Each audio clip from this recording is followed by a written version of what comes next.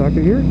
So today I thought I'd talk about something that you know, a lot of people do, and you know, there's risks involved, but there's some other things they need to consider, and that is wheeling. Now, before anybody gets their shorts off in a knot, I am actually neither for or against it. If you want to wheelie, it's your thing. Go ahead and do it. I don't have a problem with it if it's being done in a safe location, away from innocent bystanders. But if you're going to do it downtown in the city and stuff, with the cars and traffic and little dogs and stuff, you know, you shouldn't be doing it. But what a lot of people aren't considering when they're doing the wheeling is what damage they could actually be physically doing to the motorcycle. And there's a lot of things that immediately or over time you can break or severely damage on your motorcycle. So I'm going to switch over to the garage here so you can sort of see what I'm talking about.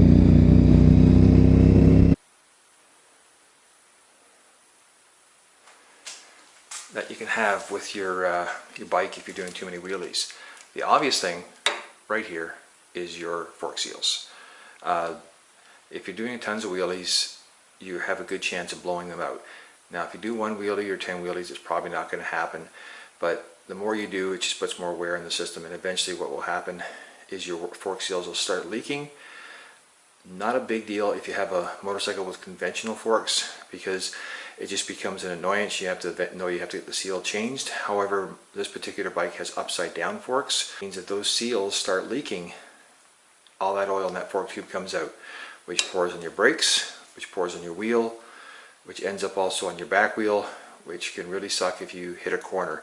A couple years ago in a MotoGP race, Danny Petroza had his fork seal blow out, and he crashed and followed shortly by Valentino Rossi about 2 seconds behind him. So the next thing that's something that you don't really think about is your steering head bearings. Now, your steering head bearings are located down here and up there. They're in there between the triple clamps, and their main purpose is to help you steer your bike. But every time you do a wheelie and hit the ground, you're actually causing some shock to the triple clamps. The triple clamps have most modern bikes now have what's called taper roller bearings.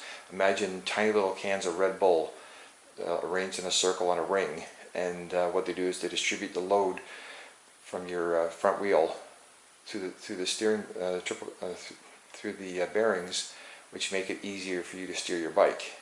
And they have a larger surface area, so less likely to get damaged. But repetitive impacts, in other words, doing wheelies or stoppies, actually can actually flat spot these bearings, and eventually you end up having to replace them. Now, it's not something, again, won't happen with 1, won't happen with 100, probably won't happen with 1,000. But depending on the age of the bike, you could end up having to do a steering head bearing job, which, though it's not expensive, is incredibly time consuming and a royal pain if you have to do it yourself. The other thing we're doing damage to is your wheel bearings, which are located right here.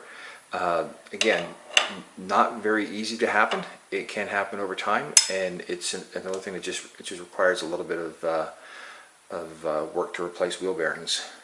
But an actual catastrophic wheel bearing fail, which would mean the bearing coming apart, would definitely result in you crashing. And again, not going to happen immediately, but can happen over time. Same thing with the mounts for the brakes. The one thing that actually people don't take into consideration is right here, if you see, is one of those little grommets that hold your brake line in place.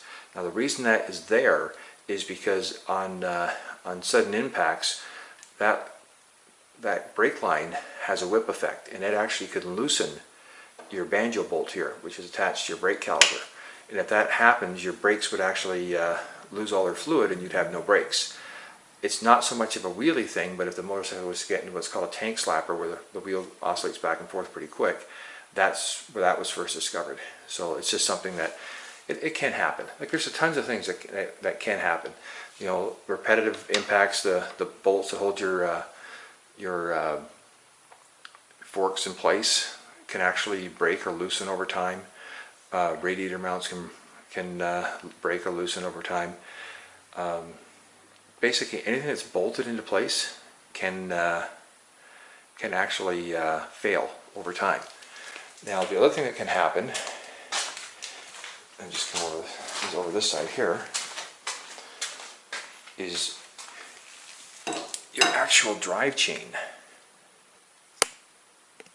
can actually get a sudden impact too from the actual pulling the wheelie and when you come back down, because depending on how you land, you can actually put a shock to your chain, which can end up resulting in the chain prematurely wearing or actually failing on you. It's not gonna happen the first time. It's not gonna happen the 100th. Okay, it's just something that can happen over time. Now, the big issue with doing wheelies, not so much the wheelie itself, is the length of time of the wheelie. Because if you look right here, that is the oil sump for my motorcycle. That's where the oil lives for this engine.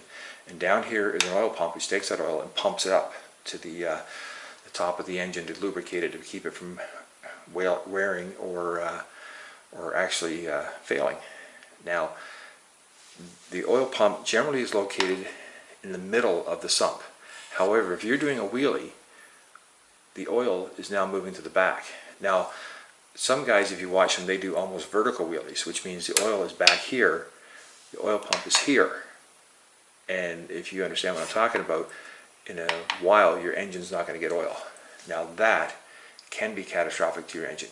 It won't fail the first time, but what can happen literally is if you were to constantly be doing high angle wheelies, you actually could kill your engine.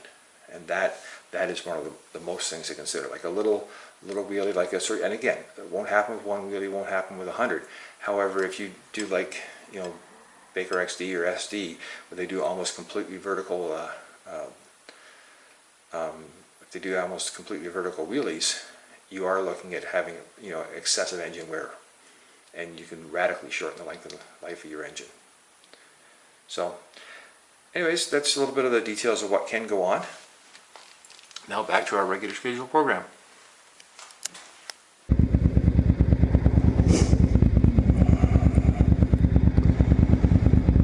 Well, I didn't think those trees would ever, this road would ever open up again. So, anyways, I hope you saw what I talked about there in the garage. And again, just to remind you that, the chances of you having a major failure on one wheelie or 10 or even 100, it's pretty slim, but over time, those are the various parts on your motorcycle that you can actually break.